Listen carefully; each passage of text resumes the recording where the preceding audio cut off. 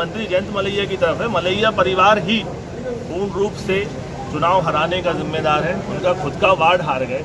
सिद्धार्थ मलैया के पास पूरे शहर की जिम्मेदारी थी, शहर एक तरफा हार गए।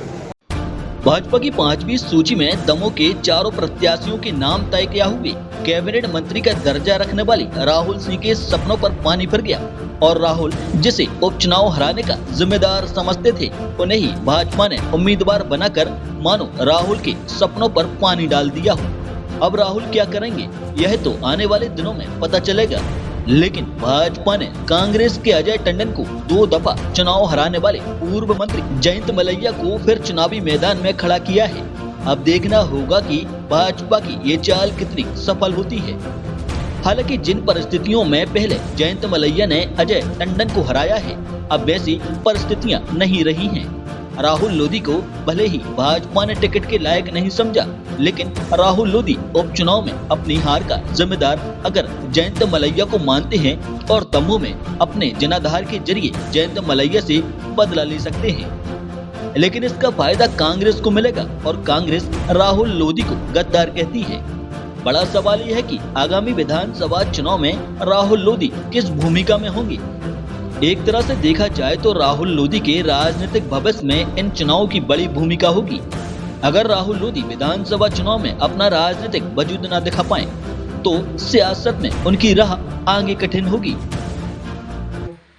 2023 विधानसभा चुनाव का आगाज हो चुका है और इसके परिणाम भी हमारे सामने आना चालू हो चुके हैं। जिस प्रकार से कांग्रेस की चुनी हुई सरकार को मुख्यमंत्री शिवराज सिंह चौहान द्वारा गिराकर हमारे कांग्रेस के कुछ विधायकों को खरीदकर बीजेपी की सरकार बनाई थी, उसका पहला परिणाम आना चालू हो गया है। हमारे दमोह विधानसभा से कांग्रेस से गद्दारी कर राहुल लोधी बीजेपी में शामिल हुए थे। उन्हें उपचुनाव में टिकट दिया गया और करारी हार हुई, उनकी चुनाव हारे।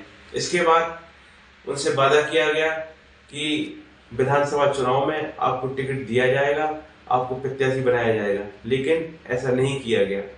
इससे यह स्पष्ट है कि भाजपा केवल उपयोग करती है, उपयोग करके छोड़ देती है और ऐसा होना भी चाहिए। जिस प्रकार से यह गद्दार हमारी पार्टी से गद्दारी करके गए थे, इनको सबक सिखाना बहुत जरूरी है और बीजेपी ने जो इनको सबक सिखाया है, यह इससे सीख लेना चाहिए। हमारे जो नेता हैं जो इस टाइप के काम करते हैं, बीजेपी की ओर उपयोग करके लोगों को छोड़ती है। राहुल लोधी का टिकट काटकर बीजेपी ने बहुत ही सराहनीय काम किया है, क्योंकि उन्होंने कांग्रेस से गद्दारी की थी, चुनी हुई सरकार गिराई थी। इनके साथ ऐसा ही होना चाहिए।